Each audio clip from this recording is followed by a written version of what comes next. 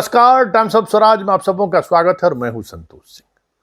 और आज हम टाइम्स ऑफ स्वराज में चर्चा कर रहे हैं कि इस देश में सिर्फ रहन सहन, खान पान, बोली विचार, सामाजिक मान्यता, भाषा, इसी में विविधता नहीं है। कहते हैं ना कि हर 3 किलोमीटर पर चीजें बदल जाती हैं।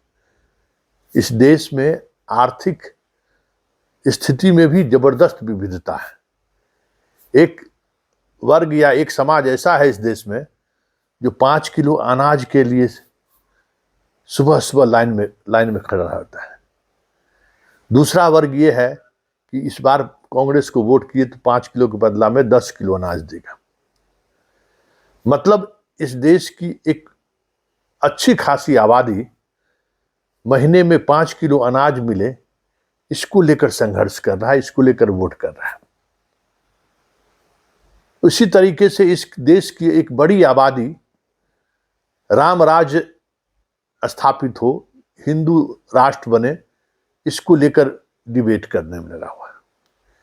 इस देश की बड़ी आबादी महंगाई, बेरोजगारी जैसे मुद्दों को छोड़कर मोदी है तो मुमकिन है दुनिया के सामने हमारे देश का मान बढ़ाया, शान बढ़ाया, इसको लेकर वोट करने में लाइन में लगा हुआ है। लेकिन आज हम एक ऐसे मुद्दे पर चर्चा करने जा रहे हैं जिस मुद्दे पर कोई लाइन में नहीं लगा हुआ है और ना उस खबर को दिखाने पर कोई ज्यादा हमें लोग देखने वाले भी मिलेंगे। हम बात नीट के परीक्षा में प्रश्न पत्र लीक की कर रहे हैं, जिसका कोई महत्व नहीं है इस समाज के, न छात्रों का, न समाज में अभिभावक जो अपने बच्चों पर लाखों रुपए खर्च करके डॉक्टर बनाने का मंसूबा पाल रखे हैं। किसी को इससे मतलब नहीं।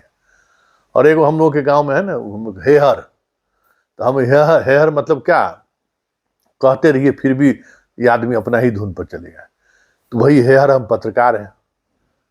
आप बताइए, नीट के प्रश्न पत्र लीक मामले का पूर्ण साक्ष्य पटना पुलिस के पास है और पटना पुलिस की ये कार्रवाई सीबीआई और आईबी के रिपोर्ट इनपुट के आधार पर हुआ कि कहां प्रश्न पत्र, कहां क्या हो रहा है, सब कुछ सामने है। पटना पुलिस अभी जांच कर रही है, जबकि इस तरीके के मामले को तुरंत एक्सपर्ट आर्थिक अपराध इकाई है, इसको सौंप देना चाहिए। अपने तरीके से आर्थिक अपराध इकाई को जांच करनी चाहिए थी।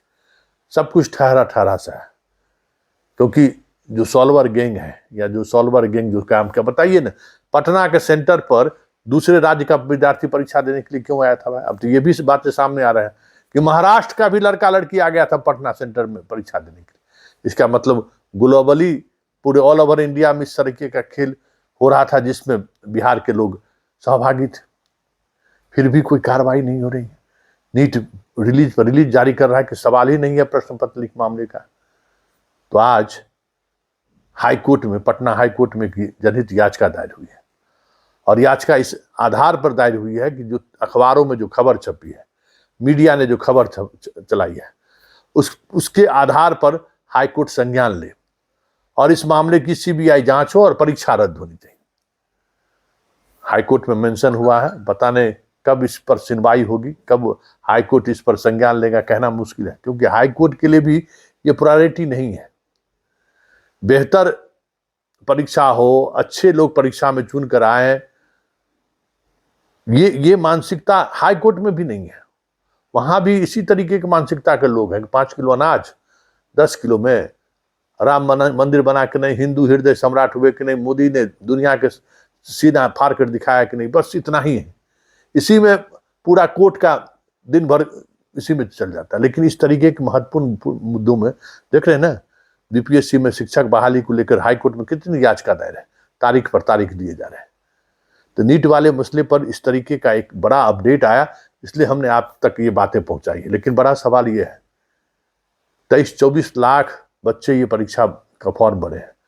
आप समझ जाइए कि कितने परिवार के अरमानों का दाव लगा हो, दाव पर लगा हुआ है अरमान, सब बिक चुका है।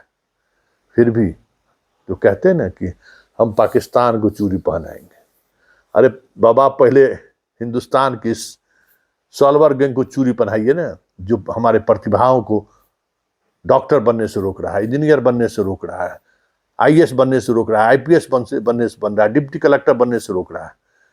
वो ये ज्यादा खतरा है ना। पाकिस्तान में चूड़ी पहना के क्या कीजिएगा? है हमारे देश में जो सब अयोग्य लोग पैदा ले रहा, बिना पढ़ा लिखा लोग जो सब कुछ बन रहा है, ये तो घून की तरह हमारे पूरे ब्यूरोक्रेसी को खा जाएगा। आज पाकिस्तान को क्यों आप कह रहे हैं कि चूड़ी पहना देंगे, और वो सुन रहा है कि वहां भी इसी तरीके से ब्यूरोक्रेसी में गलत गलत लोग, अयोग्य लोगों को बहाली हुई, सेना में अयोग्य लोग बहाल हुए, एक ही परिवार के लोग सैन्य पदाधिकारी हैं, इसलिए वो आपकी बात सुन रहे हैं। क्योंकि डेमोक्रेसी में यही एक बात है जिसमें सभी लोगों को समान अवसर मिलता है परीक्षा के दौरान, वो भी अवसर आप लेने नहीं दे रहे। अब वहां भी सॉल्वर गैंग की मजबूती के साथ खड़ा रह रहा है, और जो वो चाह रहा है वो हो रहा है। और हमारे 56 इंची भी चुपचाप देख रहे हैं। नीतीश सरकार तो कह सकते हैं कि इस तरीके के खेल के प्रायोजक ही हैं, क्योंकि आरोप तो इसी तरीके का लग रहा है जैसे अन्य आयोग के परीक्षाएं के प्रश्न पत्र लीक हुआ और उसको सरकार बचा रही है, जो गंभीर आरोप लग रहा है सरकार पर कि सरकार ही बचा रही है। तो बताइए, 5 किलो अनाज, एक वोटर वो है और दूसरा वोटर है जो नीट का परीक्षा दिया है, कितना बड़ा गैप। तो उस गैप में ये चीजें चलेंगी ना।